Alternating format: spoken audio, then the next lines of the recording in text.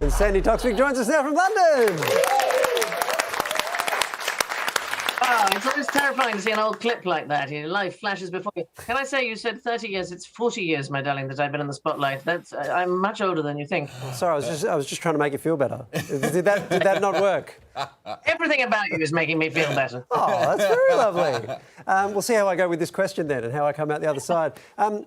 You've just announced some huge news. You're bringing your comedy down under, and incredibly, this is the first tour of Australia. It's astonishing to me that this hasn't happened before. It's astonishing to me too. It can't be right. It can't be right. I am so excited about coming. I've been to Sydney once before, but I've never been to Melbourne. I've never been to Perth. I just think something has gone wrong in my life that hasn't happened before. So I hope that I shall get a very warm welcome. Sandy, I will be your friend when you're here. There's some places I want to go. Can I tell you the sort of places that I want to go? Yes. Okay, so do you know about the women's underground toilet movement in Melbourne? Do you know about this? No, tell me everything. Okay, so there was a thing called the urinary leash, which in Victorian and Edwardian times, they kept women close to home because they weren't able to go to the toilet there were no public facilities. So they started these underground toilets. And there's one still, I think, at Gordon Reserve near Spring Street in the city of Melbourne. So this was started in 1902. And I wonder if you'd go with me. I will go with you. We'll get a takeaway coffee and go and look at some toilets. That sounds like a dream come true. There's one at the town hall in Collins Street. Yes, there is. There is a beautiful toilet. Yep. You've obviously been doing some research, not just because you're a travel nerd, I think.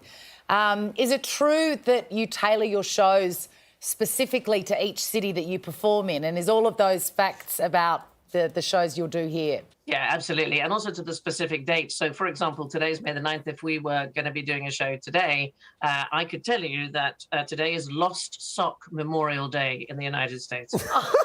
And I think that's worth celebrating. I definitely think that's worth thinking about. If you look at Wikipedia for today, Wikipedia does a thing, what happened on the whole day on May the 9th. And let me tell you, this is very pleasing. As far as Wikipedia is concerned, women did nothing. Historically, we took the whole of May the 9th off. I mean, we never did a thing. We were exhausted. I don't know what happened. So if anybody knows anything. Is it possible, though, you lost some socks and therefore there were memorials dedicated to things that you'd been doing? Yeah, although you say this, men are 6 times more likely to lose socks than women. Just going to put it out there. And that's why we have the memorials for them, right? Memorial Sock Day. Sandy, is it men or is it teenage boys?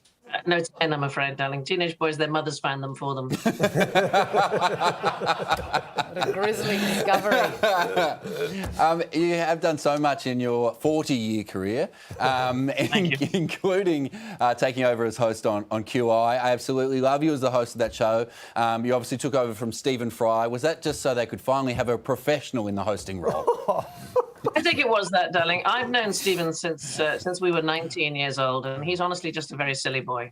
And I think people need to discover this about him. The only worry I had when I took over from Stephen was that he is more than 6 foot tall, and I'm 5 foot tall, and I had to sit in his chair, and they had to put it on a box, the chair, and I had to be lifted up into the chair for the first 2 seasons of the show.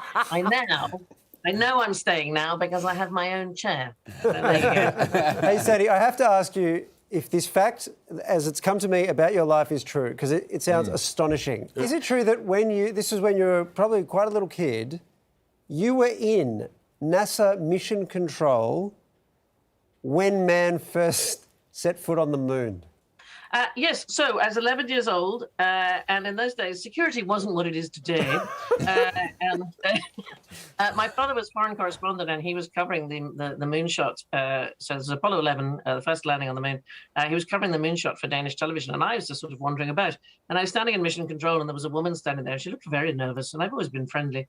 And I said, "Oh, you all right?" She said, "Well, I'm a little nervous because my boss is about to step out onto the moon," and it was Neil Armstrong's secretary.